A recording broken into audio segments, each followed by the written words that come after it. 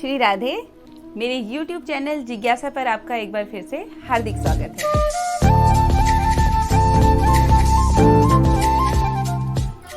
ओम अज्ञानतिमिरान्धस्य ज्ञानाञ्जनशलाकया चक्षुरुन्मीलितं येन तस्मै श्री गुरुवे नमः। आपने देखा होगा भगवान श्री कृष्ण अपने माथे पर मोरपंख धारण करते हैं। भगवान ने मोरपंख क्यों धारण किया है, आइए आज इसके विषय में एक बहुत सुंदर प्रसंग सुनेंगे। भगवान श्री रामचंद्र जी के वनवास के दौरान की ये बहुत सुंदर कथा है।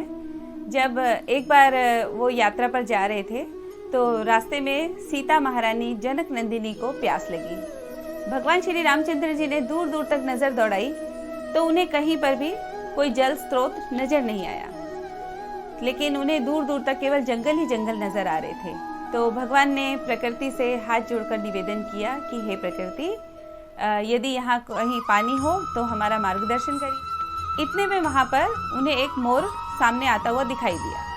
मोर ने उनसे प्रार्थना की कि हे प्रभु, यहाँ से कुछ ही दूरी पर एक जलाशय है, मैं आपका मार्गदर्शन करूँगा, आप मेरे साथ साथ आइए।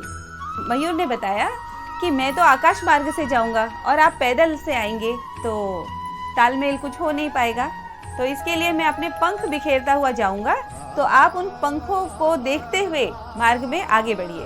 भगवान ने कहा ठीक है। यहाँ पर एक विशेष बात ये है कि मयूर अपने पंख कभी भी बिखेर नहीं सकते हैं, कभी भी नहीं गिरा सकते हैं। अगर वो ऐसा करते हैं तो इससे उनकी मृत्यु हो सकती है, और ऐसा ही हुआ। लेकिन जैसे वो जलाशय के नज़दीक पहुँचे तो उसको समझ आ गया कि अब ये उसका अंतिम समय है। उसने भगवान से उसी समय प्रार्थना की कि हे भगवान, आपने इतना बड़ा सौभाग्य मुझे दिया, जगत की प्यास बुझाने वाले भगवान का आज मैं प्यास बुझाने के काबिल हुआ। वो अपने ऊपर बहुत ही गर्वान्वित हो रहा था। और इधर भगवान ने देखा कि मयूर का अब अंतिम समय है, तो भगवान ने उसे कहा, हे मयूर, आज जैसे तुमने अपने प्राण देकर हमारी प्यास बुझाई है, तो मैं अगला जन्म लेकर ये तुम्हारे ऋण से ऋणानुबंध जो तुमने मुझे किया है, इस ऋण को उतारूंगा। तो इधर मयूर ने प्राण छोड़ दिए। फिर भगवान ने क्या किया, अगला जन्म लिया।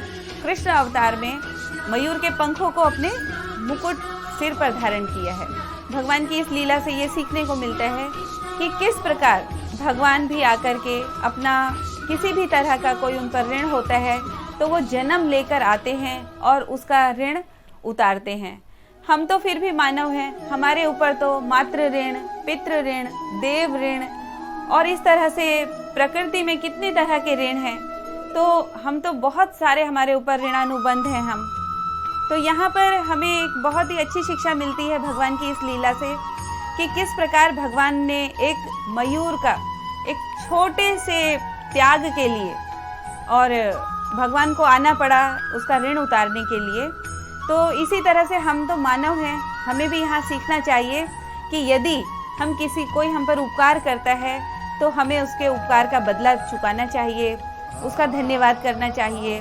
प्रकृति ने हमारे ऊपर कितने अनगिनत उपकार किए हुए हैं और प्रकृति के प्रति भी कृतार्थ होना चाहिए, लेकिन हम ऐसा कुछ भी नहीं करते हैं और इन्हीं सब बातों की हमें सजा मिलती है, भगवान दंड देते हैं। जिस प्रकार भगवान ने जन्म ले करके अगले जन्म में उसका ऋण उतारा था मयूर का, उसी तरह से हमें भी कई जन्म ले करके सबका ऋण, जिसका हमने ऋण लिया है उन सबका ऋण हमें चुकाना पड़ेगा।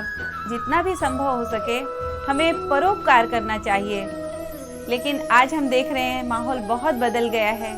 येन केन प्रकारेण हम धन अर्जित करें, लेकिन आगे हम अपना नाम लगाते हैं कि हमने दान किया। ऐसे दान का भी कोई महत्व नहीं होता है और कोशिश यही करनी चाहिए कि हम परोपकारी बनें। श्री राधे।